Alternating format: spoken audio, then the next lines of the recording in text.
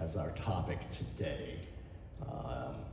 And it all is tied with a concept in Judaism of a descent before an ascent, or descending before ascending.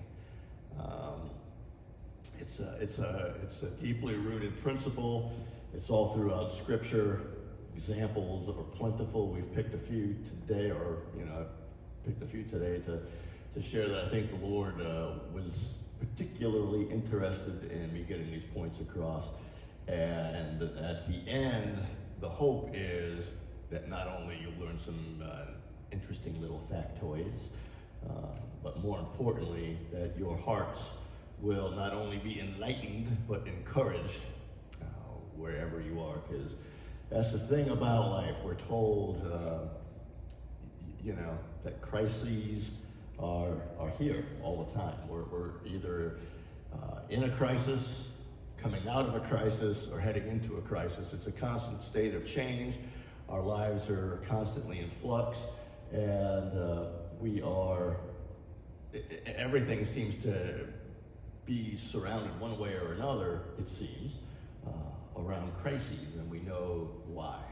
We know that all of them ultimately, God doesn't do stuff to us. He's not mean and angry God. He's not vindictive or anything like that towards those who are his own, but all of his efforts are so much focused on the forever after and not the here and now.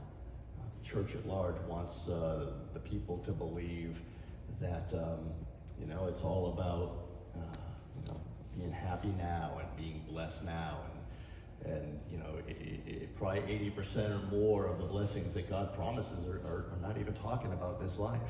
Yes, there are blessings for this life, and there are things to look forward to, but it's in the crises that we discover kind of what we're made of, and kind of discover things about ourselves that perhaps we would not have known any other way, in constructive ways, things that need to change, but also we discover giftings that the Lord has placed in us that perhaps we would not have known unless we have faced and gone through the crisis.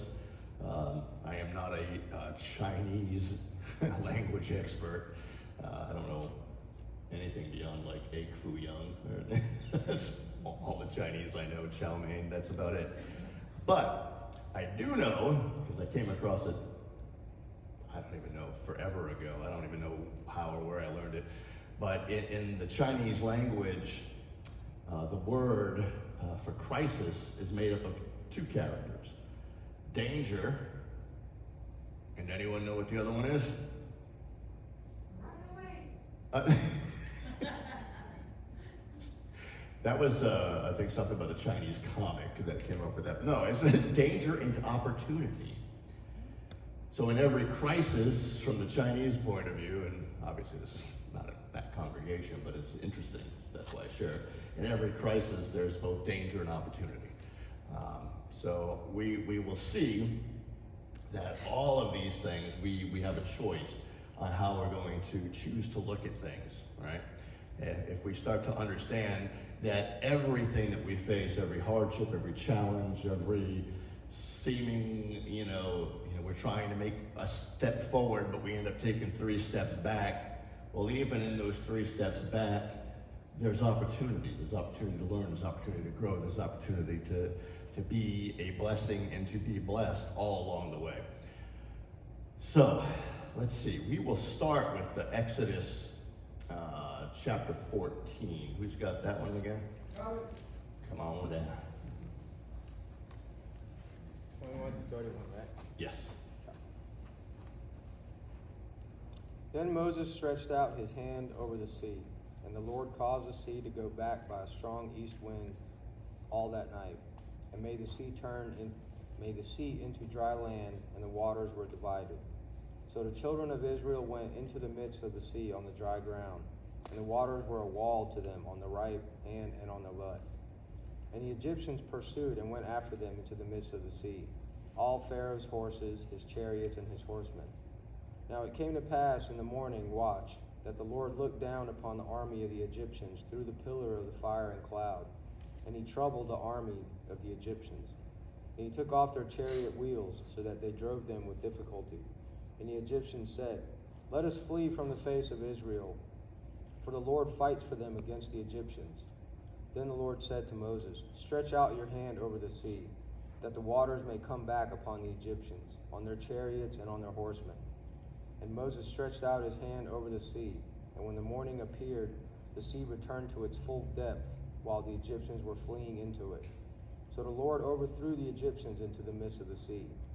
Then the waters returned and covered the chariots, the horsemen, and all the army of Pharaoh that came into the sea after them. Not so much as one of them remained.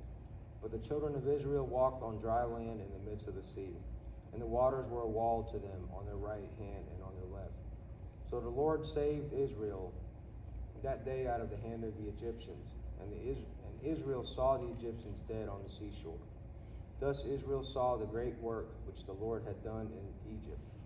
So the people feared the Lord and believed the Lord and his servant Moses. Thank you. All right, I know I said we're going to be talking about the Jordan River, and this is not that. This is the Red Sea, but this is kind of the foundation of everything that's going to come after, so this is our starting point. So, do we have any folks here that have a Humash and study from there at all, and familiar with what the sages say regarding when the sea actually was split? Anybody know what happened? After one of the company walked in. Yes.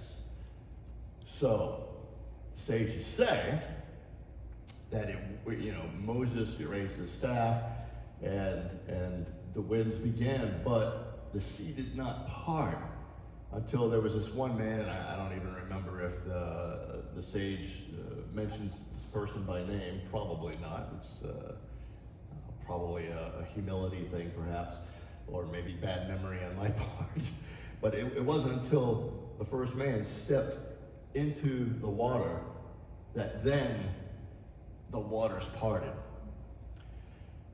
And it's an amazing testimony of faith, literally and figuratively stepping out in faith. They were up against insurmountable odds. Yes, they serve a God that just displayed his glory and his majesty during the time of the plagues in Egypt and delivered them out with a strong arm. But they've never seen anything like this. They've never encountered anything like this. And at least out of the 3 to 5 million Hebrews that came up out of Egypt and the mixed multitude with them, at least one man, we are told, had faith and courage enough in the great and mighty God whom they serve, and were on their way to meet at Sinai and usher a new nation into the new promised land. At least that one person believed enough, had faith enough to set one foot in. And then it opened up. And then what happened?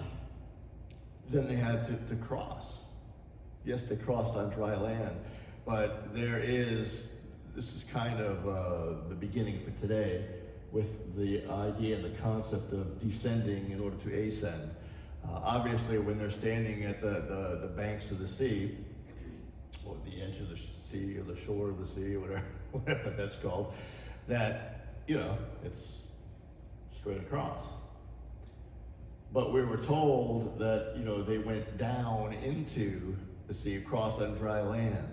So there was a physical descending, and then they crossed on dry land, surrounded by what had to have been enormous, tall walls of water on either side.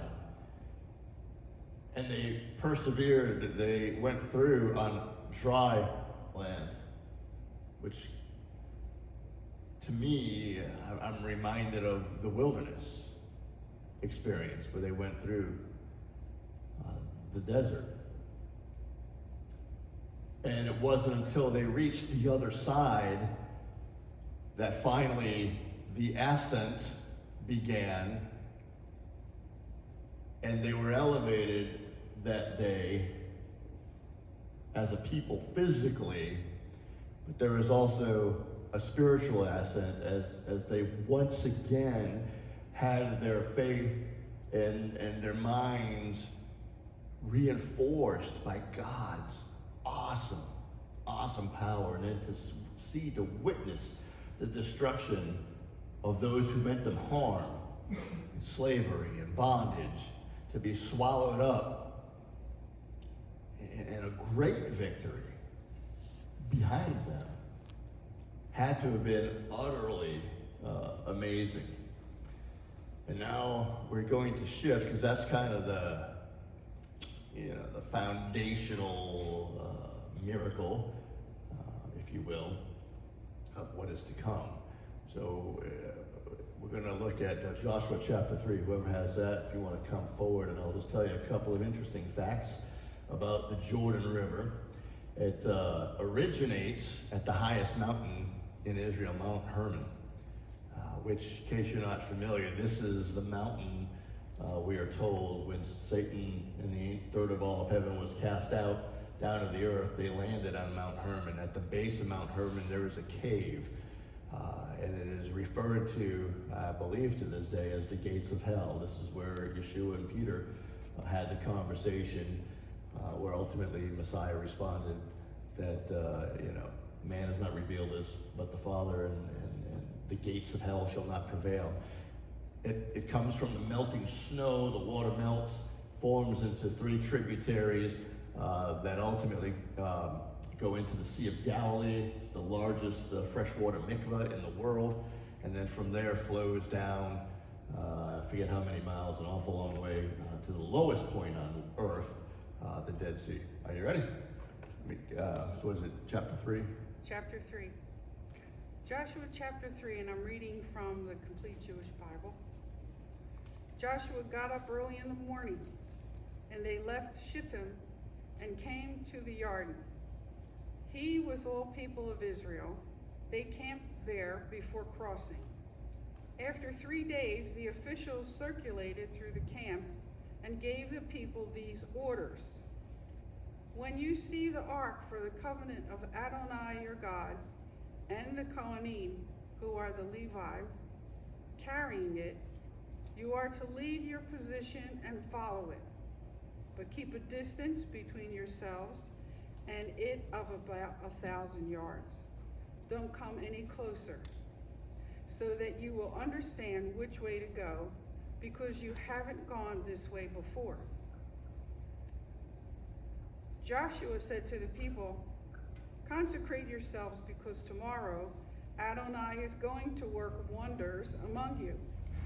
Then Joshua said to the Kohanim, take the ark for the covenant and go on ahead of the people. They took the ark for the covenant and went ahead of the people. Adonai said to Yeshua, or Yehoshua, starting today, I will make you great in full view of all Israel, so that they will know that just as I was with Moshe, so I will be with you. Now you are to order the Kohanim carrying the ark for the covenant as follows. When you come to the edge of the Jordan River, you are to stop in the Jordan itself. Joshua said to the people of Israel, come here and listen to the words of Adonai your God. And Joshua said, here's how you will know that the living God is here with you, and that without fail, he will drive out from before you the Canaanite, the Hittite, the Hivite, the Perizzite, and the Girgashite, the Amorite, and the Yevusi, The ark for the covenant of the Lord of all the earth is going on ahead of you across the Jordan. Now choose yourselves 12 men out of the tribes of Israel, 1 man for each tribe. As soon as the Kohanim, carrying the ark of Adonai, the Lord of all the earth, put the soles of your feet in the water of the Jordan. The water of the Jordan will be cut off upstream and stand piled up like an embankment. So the people left their tents to cross the Jordan, with the Kohanim carrying the ark for the covenant ahead of the people. When those carrying the ark had come to the Jordan, and the Kohanim carrying the ark had waded into the water, for throughout harvest season the Jordan overflows its banks. The water upstream stood piled up like an embankment for a great distance at Adam, the city next to Tarzan, so that the water flowing downstream toward the Sea of the Arava, the Dead Sea, was completely cut off, and the people crossed over right by Jericho. The Kohanim carrying the ark for the covenant of Adonai stood fast on dry ground in the middle of the Jordan, while all Israel crossed on dry ground until the entire nation had finished crossing the Jordan. Thank you. So, a couple of interesting things. First of all, the name Jordan, I used to always hear, pastors and churches that I've attended in the past before, meeting Rabbi Cliff and taking a different path. They always associate the River Jordan with new beginnings, and made it seem like that was the meaning of the name Jordan, which it's not. On a midrashic level, it's probably not a horrible thing to associate Jordan with new beginnings, because it certainly is associated with it, but it literally means descending from Dan. So we already mentioned that the River Jordan originates at the highest mountain in Israel, Mount Hermon, and descends all the way down to the lowest point on earth, the Dead Sea. So that's the descending part. And what about Dan? Why is it descending from Dan? One of the 3 tributaries, again, if that's the proper term, is named Dan, and named after the tribe of Dan. So henceforth, that is why it is called descending from Dan, because it descends from that and 2 other tributaries. So, and again, I mentioned that the Sea of Galilee is the largest mikveh. Mikveh has to be fresh water, literally mayim chayim. It's living water. It's flowing. It's fresh. So that's pretty significant. But it's also pretty dirty water. It's the mud, a pretty good amount of mud content. Back in the day, today I understand it's much. I've not been there, unfortunately, but it's much different today. The country Jordan, as well as Israel, I believe, have some dams set up for irrigation for crops and whatnot. So the flow is much less today than it used to be. But from what I was able to find, it used to be at the point of crossing by Jericho, approximately between 2 to 3 miles across, and a depth of about 120 feet. So it's a serious river at this time. So we have Joshua. We've talked about the significance of the typology that's going on with this individual. But he was, obviously the understudy, the protege, like a son, not a son, but like a son unto Moses. We're taught in Scripture, and I guess appropriate to mention today, and Happy Father's Day. I knew there was something I was supposed to say to all the fathers out here. God bless you all. That those who teach Torah are considered spiritual fathers to those who receive. So Moses was a spiritual father. not a biological one, unto Joshua. And as an aside, Joshua, my son, loves it when I do the rabbit trails. so I'm going to do one now, so that's the warning.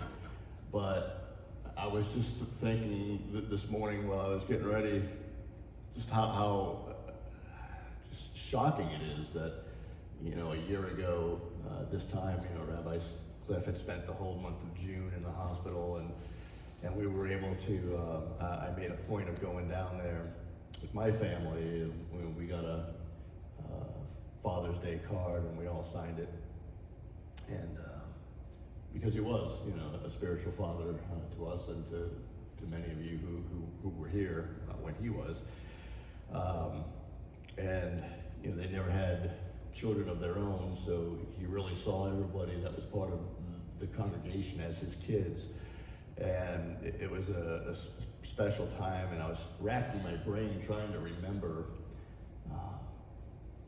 if I had visited again before he passed on July 6th. And I may have, but I'm not sure, because I think, he was so up and down, and he seemed like he was getting better, so we just assumed he was coming out. But at any rate, I said all that to say this, that, it's a pattern, and in one of the parsha, Moses, God speaks of his sons, but doesn't actually mention, actually it's the sons of Moshe and oh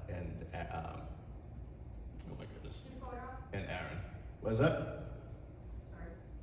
Okay, Moses and Aaron, the sons, but Moses' biological sons are not mentioned. They're all, other people. So that kind of fits with that point. So Joshua here tells the people, and again, we're talking millions of people. Millions of people are standing on the brink of the Jordan River, a mighty river, a huge river, a swift river. And again, they're faced with impossible task of how do we get from here to there. There's no bridge, there's no toll, there's no boats waiting on them, there's no ferry, there's nothing. Except one thing, the memory of what the Father had done at the Red Sea. And God's promise that today the people will get it, they'll understand that I am with you just like I was with Moses, because it was obviously a very similar miracle that was performed. And the distance I was able to find was, I think, around 20 to 25 miles from the point of Jericho where they were up to Adam, where the water stood back at, creating obviously another huge reservoir. So think about it from the perspective, and did that thing just shut off, the battery. You want to grab some batteries? Let me see. So, run the gator back. Gotta listen to that still small voice. I was thinking about that before service. Like, maybe we should change the batteries. We haven't done that in forever. So that's a distance of 20 miles plus that parted. And the people of Jericho are up on the hills overlooking all of this. Is there any wonder that the message had gotten to them and that the city was all shut up tight? People were in great fear because they saw the miracle of God, and they saw millions. And I think the verses in this account talk about, I forget what the number are, 40,000 men armed for battle went ahead of them. But again, it was not until what? Until the priests started to wade in the water, got their feet in the water. Thank you. It was not until then that the waters parted. And then they crossed on dry land. Flip the Is that switch. Flip the switch. Flip the switch. There we go. Ta-da! Just like that. Thank you, Josh. Once again, Joshua saves the day. And I can't get this, so I'm just gonna. Technology is not my friend. I'm just gonna stick it in my back pocket. Distractions. Okay. So it was not until, again, the step of faith, this time by the Levites bearing the ark, stepped into the water, that the waters parted and they were able to cross. But again, remember, the translations talk about they crossed over. They didn't cross over, they went through. And they had to descend, because again, 120 foot deep. And from the brink, I'm sure it looked, kind of like a straight across. I guess if, they had another method, a boat or something, they could have gone across. But no, they went down, they descended physically, again, a distance of or a depth of 120 feet, crossed 2 to 3 miles. Millions of men, women, and children. And then ascended on the other side and had to rise up the hills on their way to Jericho. And we all know the miracles that happened there. Who has 2 Kings chapter 2 verses? All right, come on down. What are those verses again, Josh? 1 to 21. 1 through 21. 2 Kings chapter 2.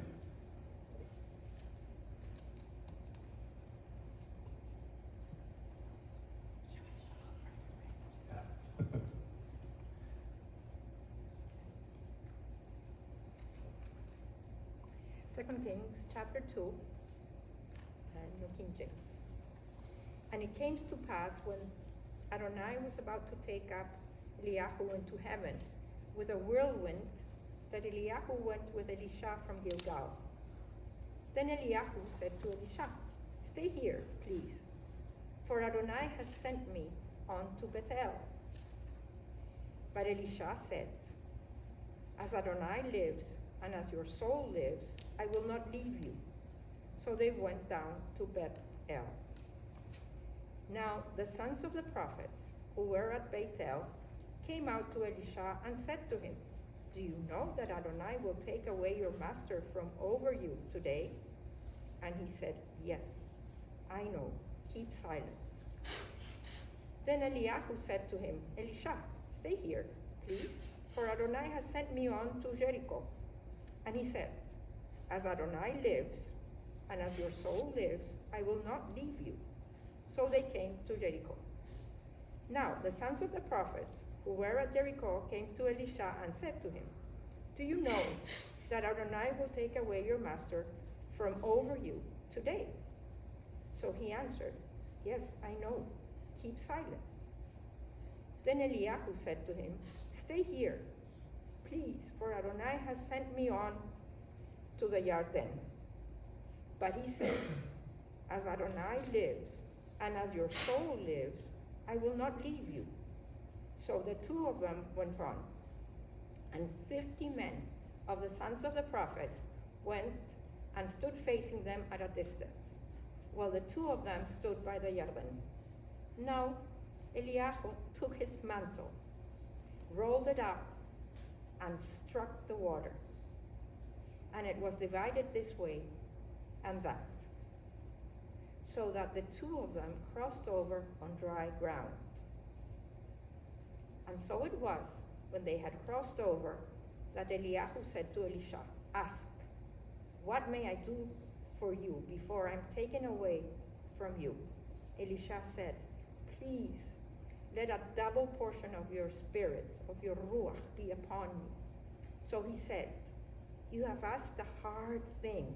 Nevertheless, if you see me when I am taken," and the verb will be lakach, taken, "from you, it shall be so for you. But if not, it shall not be so." Then it happened, as they continued on and talked, that suddenly a chariot of fire appeared with horses of fire and separated the two of them. Then Eliyahu went up by a whirlwind into heaven. And Elisha saw it, and he cried out, my father, the chariot of Israel and its horsemen. So he saw him no more, and he took hold of his own clothes and tore them into 2 pieces. He also took up the mantle of Eliyahu that had fallen from him, and went back and stood by the bank of the Jordan. And he took the mantle of Eliyahu that had fallen from him and struck the water, and said, where is Adonai, Elohim of Eliyahu? And when he also had struck the water, it was divided this way and that, and Elisha crossed over. Now, when the sons of the prophets who were from Jericho saw him, they said, the spirit of Eliyahu rests on Elisha. And they came to meet him and bowed to the ground before him. Then they said to him, look now, there are 50 strong men with your servants. Please let them go and search for your master, lest perhaps the spirit, Ruach Elohim, has taken him up and cast him upon some mountain or into some valley. And he said, you shall not send anyone. But when they urged him till he was ashamed, he said, send them. Therefore they sent 50 men, and they searched for 3 days, but did not find him. And when they came back to him, for he had stayed in Jericho, he said to them, did I not say to you, do not go? And that was 18. Yes, thank you. Yes. Thank you. Thank you, amen. So once again, we see a couple of things. This, the pattern of the spiritual father. Elisha cried out, to his father that had been taken up. But now we see the example of the splitting of the Red Sea being duplicated now a second and a third time in the River Jordan. First by Elijah when striking the river with his mantle the first time, and then they descended, crossed over, and then ascended up the other side of the river, again down 120 feet, a couple of miles across. And then Elijah experienced his ultimate ascent, where he was literally caught up in a chariot of fire, and that's a story for another time, what that likely could have been, but the bottom line is he was taken up to Shemayim, to be with the Lord. And then Elisha then had to head back, and in the same manner that he just saw Elijah part the Jordan, he did the same thing. Struck it with the mantle, it parted, he descended, crossed over, and then ascended on the other side. And then, we immediately see some events happening, where he clearly knows what's happening. There's a miracle after he crosses over, purifying the water by putting salt into the water, into a vessel, and it being made clean for drinking, and the women wouldn't miscarry anymore, and so he ascended physically, but then he ascended spiritually. He walked into his calling as well. Let's look at 2 Kings chapter 5, and that one's verses 1 through 17. 1 to 15. 1 to 15. All right, whoever's got that, come on down. We will tie it all together soon. Now Naaman, captain of the host of the king of Aram, was a great man with his master, and honorable, because by him the Lord had given victory to Aram. He was also a mighty man of valor, but he was a leper. The Aram had gone out in bands and had brought away captive out of Erez. Israel a little maiden, and she waited on Naaman's wife. She said to her mistress, "Would that my lord were the prophet who is in Sharman, then would he recover him of his leprosy." One went in and told his lord, saying, "Thus and thus said the maiden who is of Eretz Israel." The king of Aram said, "Go now, and I will send a letter to the king of Israel." He departed, and looked with him 10 talents of silver, and 6,000 pieces of gold, and 10 changes of clothing. He brought this letter to the king of Israel, saying, "Now, when this letter is come to you, behold, I have sent Naaman, my servant, to you, that you may recover him of his leprosy." It happened when the king of Israel had read the letter that he tore his clothes and said, "Am I God to kill and to make alive, that this man does send to me to recover a man of his leprosy? But consider, I pray you, and see how he seeks a quarrel against me." It was so, when Elisha the man of God heard that the king of Israel had torn his clothes, that he sent to the king, saying, "Why have you torn your clothes? Let him come to me now, and he shall know that there is a prophet in Israel." So Naaman came with his horses and with his chariots, and stood at the door of the house of Elisha.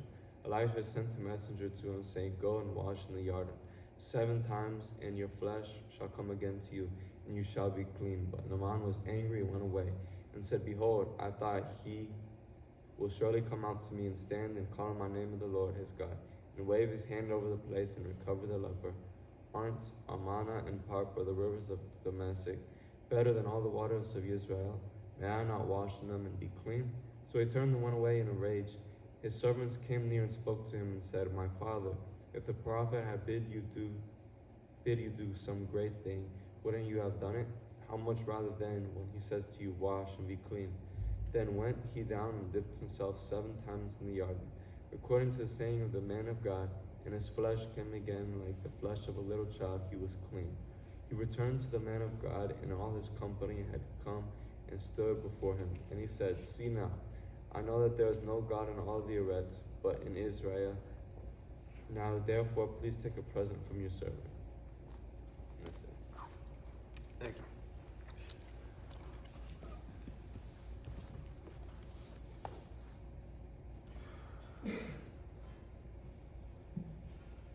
So here, we don't have, the amazing parting, but we do still have a series of descents and ascents, where Naaman is commanded to dip 7 times, to immerse 7 times, to mikvah 7 times.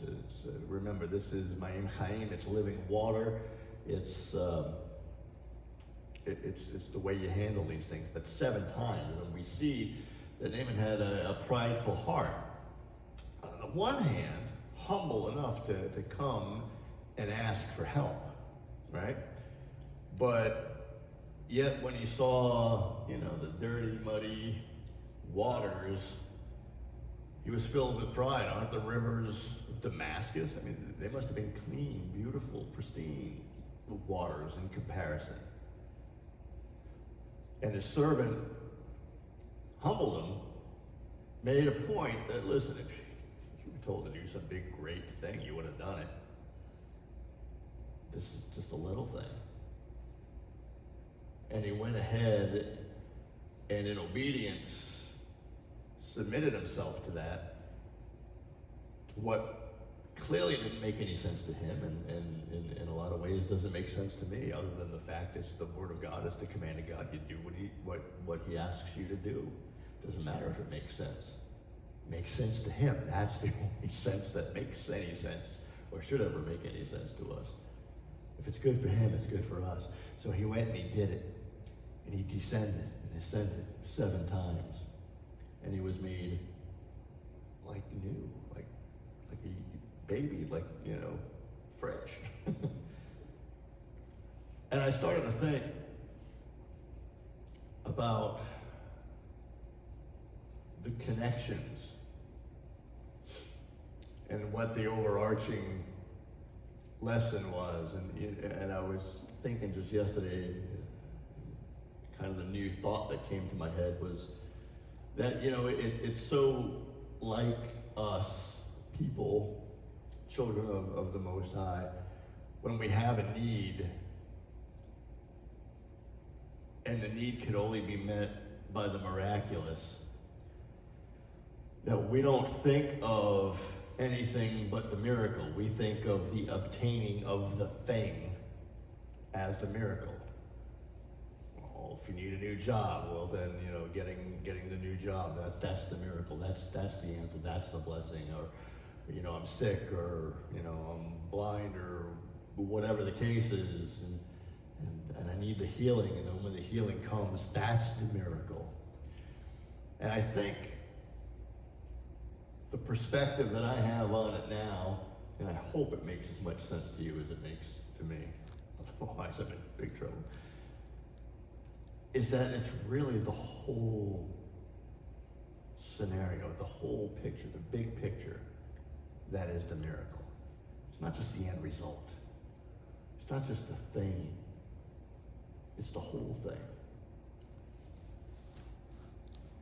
Because the miracle was that they were commanded to cross these bodies of water. That was the setup. And then came the obedience. That's part of the miracle. And then the act of obedience, the stepping forth when it made no sense, the dipping down into filthy water when it seemed silly and like they're making a mockery of me. It was the removal of the mantle and striking the water.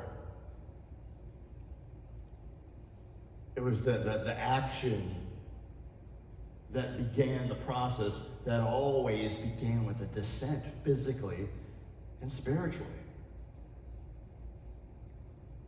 You have to think that there had to have been some people, I know if I was there, it would have included me, that would have been having some sort of anxiety. I mean, think about it. Have you guys ever been to like one of these aquariums, like there's one up in Tennessee, Ripley's, I think it is, and you kind of walk through these tubes that are in the water, these sharks and all kinds of, sea life all around you, above you, to the sides. That's kind of what they were experiencing on a much bigger level. I'm sure there's no sharks in the river, but the point is kind of the same. It had to have not only instilled awe, but there had to have been a healthy amount of fear there as well. And it took some time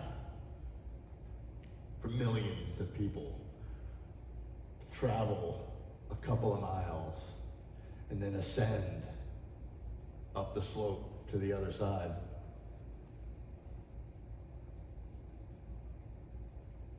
So, in each case, the miracle was on the other side, after crossing. But the whole thing really is the miracle. In rabbinic teachings, and really kind of gets into mysticism and Kabbalistic things, and I don't ever recommend any of you guys go down that rabbit trail. That's some stuff that's it can really mess you up and drag you away. But there are, some nuggets of wisdom therein that are helpful and certainly apply today. They talk about how, if I stand here and I leap forward, I'm not going to do it because I'm blind and somebody's going to get hurt. It's probably going to be me. But if I leap as far as I can forward, I'm only going to get so far. But if I begin to retreat and walk backwards, well, I'm getting drawn away from my goal. I'm getting further from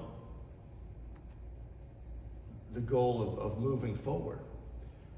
But if in the being drawn back, I can run a few steps and leap from the same spot I would have leapt from before, now I'm able to go so much farther. I'm able to achieve so much more.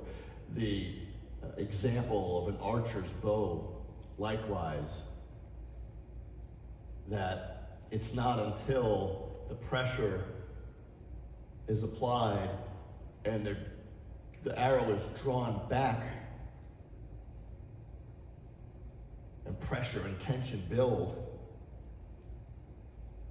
it's not until that happens first that when the release is given, that arrow can soar and go great distances.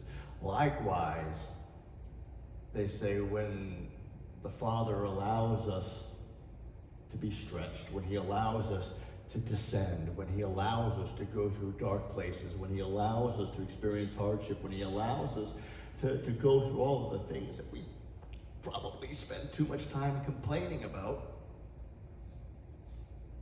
I know I do. I try not to, but it's human nature. You know, we talked about the people coming out of Egypt, and oh man, the things that they saw, and how could they possibly be complaining and whining in the desert? What is wrong with them? Well, nothing. They are us, we are them. We're no different. It's human nature. Instead of us complaining and whining and focusing on the descent, we need to always be mindful, always focus on, again, it ties into Deuteronomy 8 verse 2 and Romans 8:28. All things work together for our good.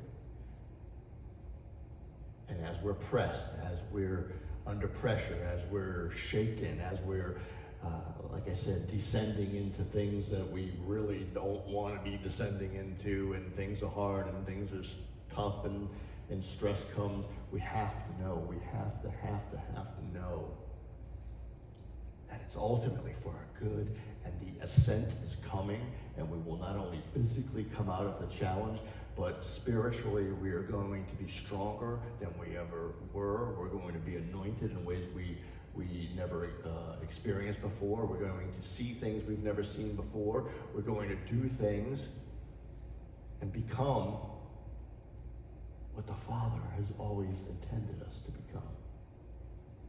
So the lesson from the River Jordan and the descending in order to ascend is it's just the way it is. And it's good. It is good. And may all of us be encouraged today by these words. May all of us walk away with a new perspective. May all of us arise from perhaps a period of descent, and may we experience the ascent, but let us also be mindful that there will likely be a time, because everything is cyclical, and there'll be new lessons to learn, and new land to take, and new cities to seize, so to speak. And we'll just continue on and press on until that one awesome day when we're all called home in glory and reap the 80% of the treasure that we thought was for here, but it's for there, and it's so much better. And we'll have eternity to be with our Messiah. Every head bowed, every eye closed. Divino Malcano, our Father.